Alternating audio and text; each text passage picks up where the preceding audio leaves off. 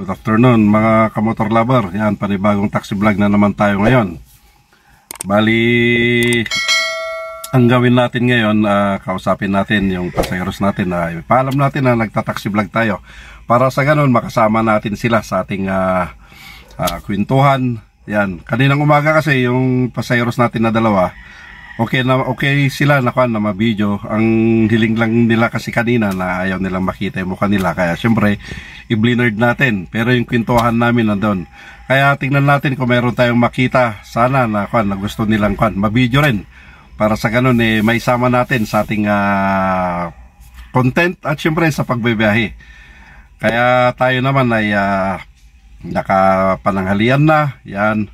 At nakausap na natin yung pamilya natin, natanong natin kung kumusta na sila. At okay naman dahil nga nasa safe naman sila. Tsaka nasa bahay yung anak ko na nandun sa trabaho niya. Yan, kaya kayo rin mga boss, yung mga nanonood sa video natin, ingat-ingat din kayo. Kasi alam naman natin na may bagyo na naman tayo na si Paulo. Bali dito sa Benguet, bagyo, bali signal number 1 na kami. Sana dyan mag-ingat kayo. At sa mga kaibigan din natin, mga parehas nating Pilipino na nasa Cebu na nasalanta ng earthquake. Kaya ipagdasal natin sila mga boss na sana makarecover silang kagad sa kanilang sa nangyari sa kanila na yung earthquake na yon. Kasi alam naman natin na kapag lindol ang kalaban, walang sino-sino yan, hindi ka makapagtago dyan. Kaya, paano mga boss, umpisa na natin na magbiyahe.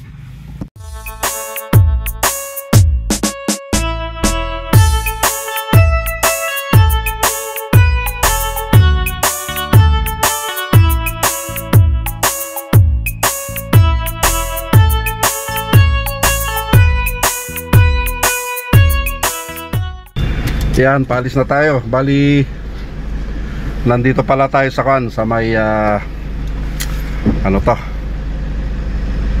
Paterno. Yan, dito sa may South Drive.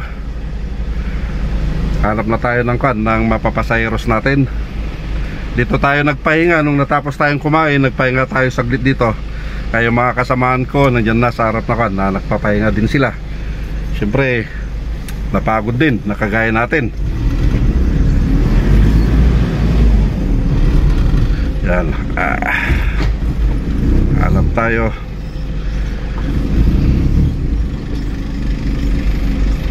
Yan na yung Labrador. Namimiss ko yung aso ko na yung si Cyber. Yung Labrador natin, ganyan din. Bali aso nila mama.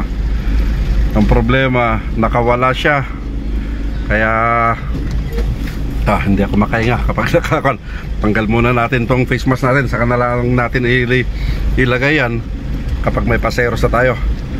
Nakawala sa gate natin dahil hindi siguro nila na-lock, kaya nawala yung aso natin. Bali nung Monday pa hinahanap ni Mrs. dahil wala nga ako, nagbiyaya ko, wala. Pagkatapos dumating yung anak ko at saka yung pamangkin ko na si TJ, hinahanap nila kung saan-saan sila nakarating. Talaga hindi nila nahanapan yung aso natin.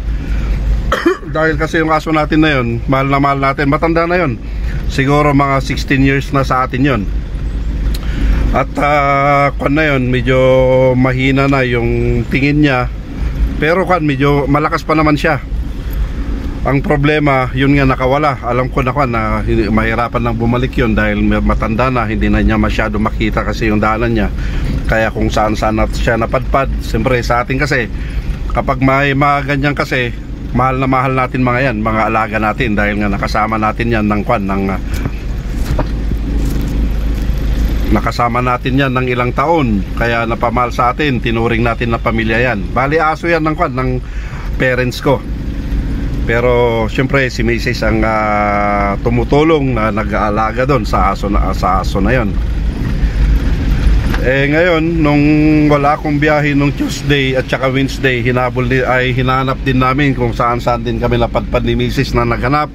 Tinitignan namin sa creek, baka mamaya nahulog siya, hindi siya makaakyat. At saka yun to nga, pag ulan-ulan pa niya, kaya naawa kami. Kaya sana makita ko siya para sa ganun maiuwi ko. Dahil ayaw ko naman na pakalat-kalat siya dito sa lansangan, o kaya baka mamaya hinabol ng parehas niyang aso. Siyempre kung saan-saan na sumusuksok yun. At sana nagkokan din ako na sana mahanapan ko rin si Cyber, yung aso natin, dahil mabait na aso yun.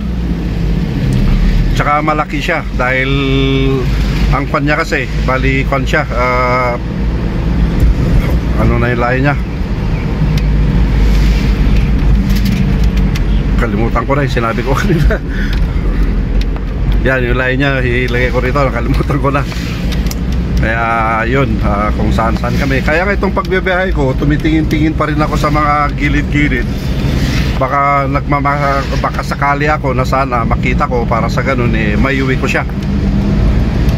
Dahil nakakawa naman, hindi ko na alam kung saan siya kumakain, di ba? Siyempre sigurado yan sa mga basura na yung kumakain. Kaya pinaskill din namin sa Facebook. Wala pa naman nagpandon. Kung mayroon silang nakita, pinunta na namin lahat. Bali nagtanong-tanong na kami kung mayroon silang nakita. Kasi malalaman naman nila kapag may pumunta na aso doon. Dahil siyempre mag-iingay yung mga aso nila. Talagang kaya yun mapapansin nila na may pag-alagala na aso doon, dahil sigurado na habulin ng mga aso kung saan man siya mapadpad. Pero sabi nila nawala daw. Kaya hanggang ngayon naghanap-hanap pa rin kami. Pumunta na kami sa slaughter, hinahanap na namin doon, baka mamaya na dog found siya. Wala naman. Tapos si Mrs., kasi nung Tuesday pumunta kami, si Mrs. kanina pumunta na naman na naghanap. Yan, ito, tingnan natin kung okay lang sa kanila na ma-video sila. Ikot natin yung mas natin.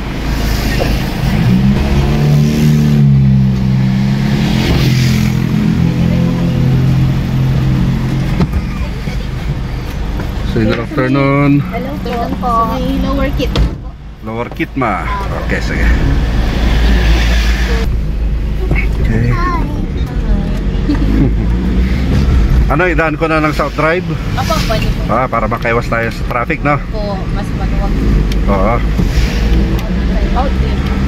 South Drive.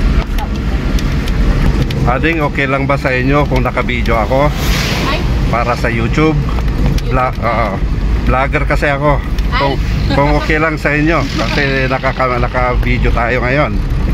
Okay lang ba sa inyo? Na may papan natin sa YouTube? Shy. Ha?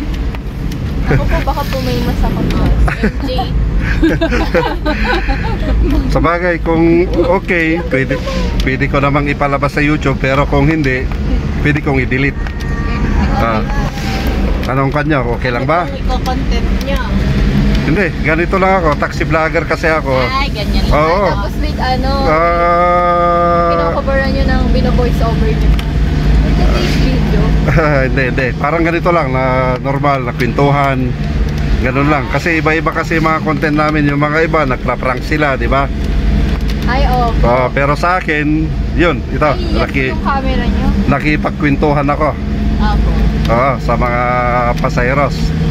Kaya, okay lang ba kayo sa video natin? Sige lang. Okay, sige.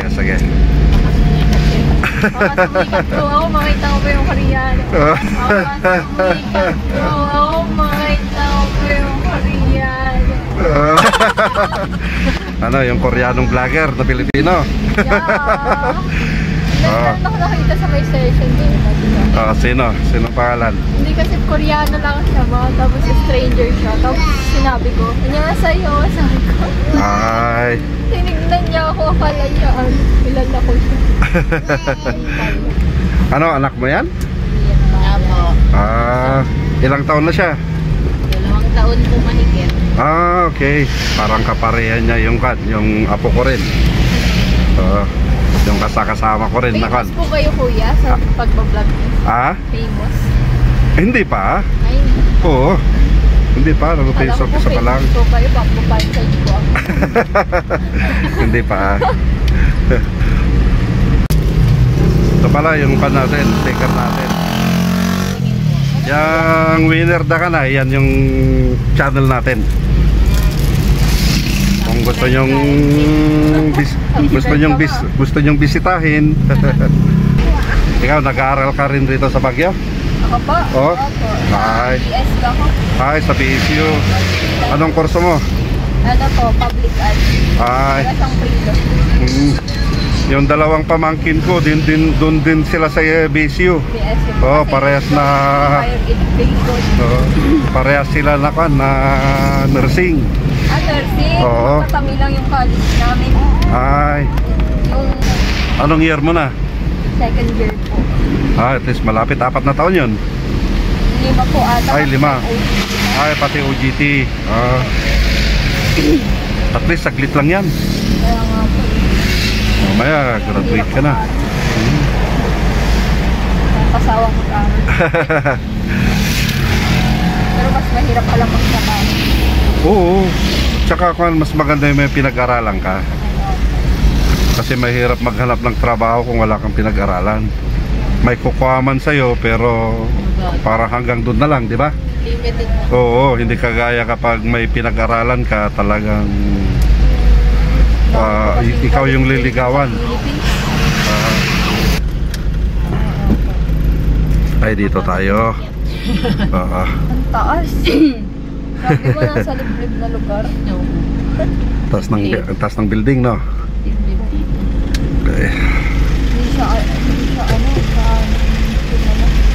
Taas na building.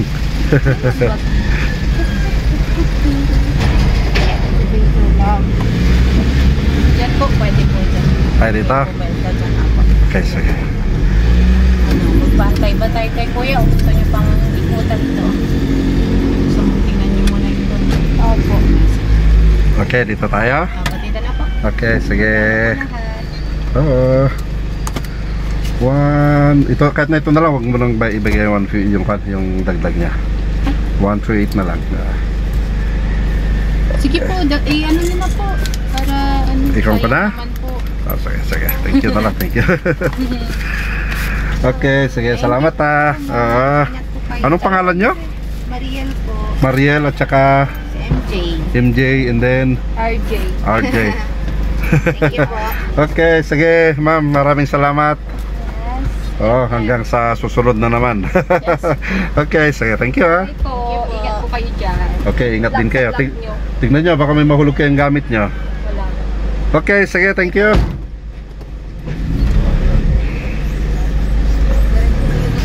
Yan na, nakababa na mga boss yung pasayeros natin.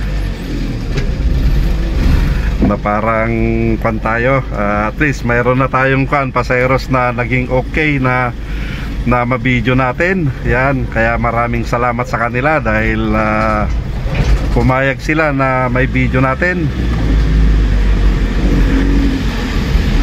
Kaso tayo naman yung kwan, yung parang antok na kasi ako tsaka yung pagod kaya nagsasalita tayo kanina, marami akong nakakalimutan na gusto ko sanang sabihin para mapagkwentuhan, kaso wala, inaantok ako, parang hindi kwan yung utak ko. Siyempre, ang isa pa kasi doon, iniisip natin yung kwan, yung aso natin na nawala, hindi natin na alam kung nasaan siya, yung pinto ko nga kanina. Kaya siguro na parang hindi kwan yung utak ko. Sa bagay, naikwan naman natin, nairaos naman natin yung vlog natin, kahit na yung mga ibang sasabihin ko sana nakakalimutan ko kung ano yung sasabihin ko. Kaya sa next na vlog natin, yan, siguraduhin natin na kwan, na medyo magugana na yung utak natin.